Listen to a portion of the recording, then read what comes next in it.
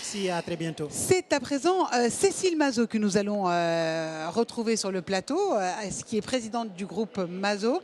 C'est un changement totalement de thème, puisque c'est une femme qui s'est retrouvée à la tête de l'entreprise familiale pour devenir aujourd'hui la présidente de cette entreprise. Merci beaucoup. Cécile Mazot, bonjour, installez-vous, installez-vous. Donc je viens de dire que vous étiez la présidente de cette belle entreprise familiale, secteur de la construction. Alors, c'est une entreprise familiale qui n'est pas très récente, 1925, c'est un sacré poids. Je vous demanderai juste de prendre un micro, ce n'est pas n'importe quelle entreprise, bonjour. Dans la construction, vous êtes le leader de la construction durable avec des chantiers à impact positif. Vous m'en dites plus? On aimerait, alors on a le souhait de devenir leader.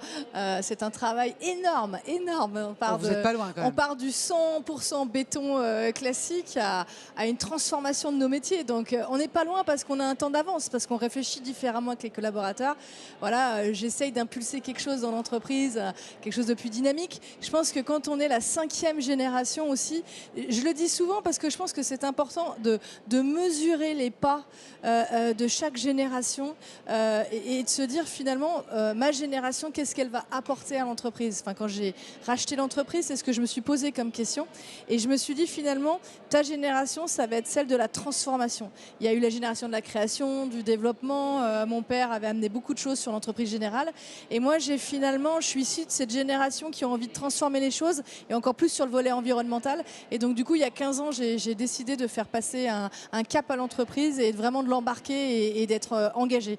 Voilà. Et d'engager les autres aussi. Je pense que c'est important parce qu'on n'arrive pas à faire les choses seuls. Voilà. Et vous avez remarqué une hausse des demandes ces derniers mois, notamment après voilà, la mise en place de la loi de la loi climat et résilience? Alors, si vous voulez, je vais parler du législatif, mais d'abord, je pense que les crises sont nécessaires. Les crises nous permettent de prendre une prise de conscience importante. Celle du Covid, finalement, on a tous été touchés en tant que citoyens, en tant que chefs d'entreprise, mais d'abord en tant que citoyens. Et je pense que finalement, les collaborateurs, les chefs d'entreprise ont pris cette claque quelque part, et cette prise de conscience environnementale qui arrive. Elle n'est pas encore dans toutes les têtes, mais quand même, globalement, on sent qu'il y a un mouvement qui touche le citoyen, qui touche les chefs d'entreprise. Et donc la réglementation, quelque part, elle arrive, elle nous pousse. Des fois, on peut grogner, on peut dire oh, encore une réglementation de plus, mais finalement, elle nous pousse. Et le premier truc, c'est de se dire bon, ça va peut-être alourdir, ça va peut-être être contraignant pour certaines qui, des fois, ne paraissent pas très justes, mais finalement, ça nous pousse à réagir et les entreprises savent le faire, on sait réagir. C'est comme ça que vous avez créé Sésame? Oui, tout à fait, exactement. Décret Bax, décret tertiaire. On se dit finalement, ce décret va pousser les chefs d'entreprise à rénover leurs sièges sociaux. Et moi, je me dis, en tant que chef d'entreprise, tiens, je voudrais rénover mon siège social, comment je m'y prends? Voilà. Et là, je sens une solitude. Je me dis, mais il y a tellement d'acteurs, comment je fais? Je prends un architecte, je prends un bureau d'études, comment je m'entoure? Et finalement, Sésame est né de cette réflexion de dire, je veux plus que le chef d'entreprise soit seul, je veux l'accompagner et je prends tout le package complet, donc je lui libère la tête et je m'occupe de son siège social et j'en fais un double avantage.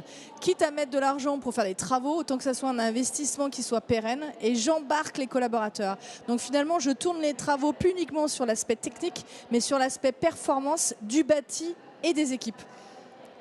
Bientôt, ce sera le centenaire du groupe Mazot. Oui. Quelle est votre fierté dans ce big qui célèbre la fierté, pas la superficielle, mais la fierté la plus honorable, la plus, voilà, avec toutes ses valeurs? Quelle est votre fierté à l'aube de ce centenaire du groupe familial? C'est une très belle question, je vous remercie de la poser. Moi, ma plus grande fierté, je l'ai dit en introduction tout à l'heure sur la scène, c'était bâtir. Le verbe bâtir, je le trouve extraordinaire parce que Nicolas l'a dit tout à l'heure, on n'est rien seul. Il faut embarquer nos équipes, mais on n'a pas besoin.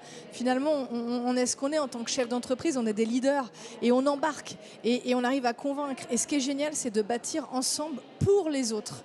Et je peux vous dire que quand vous arrivez le matin et que vous bâtissez pour les autres, ça vous donne une énergie extraordinaire. Voilà. Et ça, c'est ma plus grande fierté. Eh bien, en tout cas, c'est une belle conclusion. Merci beaucoup, Cécile Mazot. Bon centenaire. Merci à vous. Et surtout, avant ça, bon big. Merci. Big 2023, c'est toujours notre hashtag. Merci.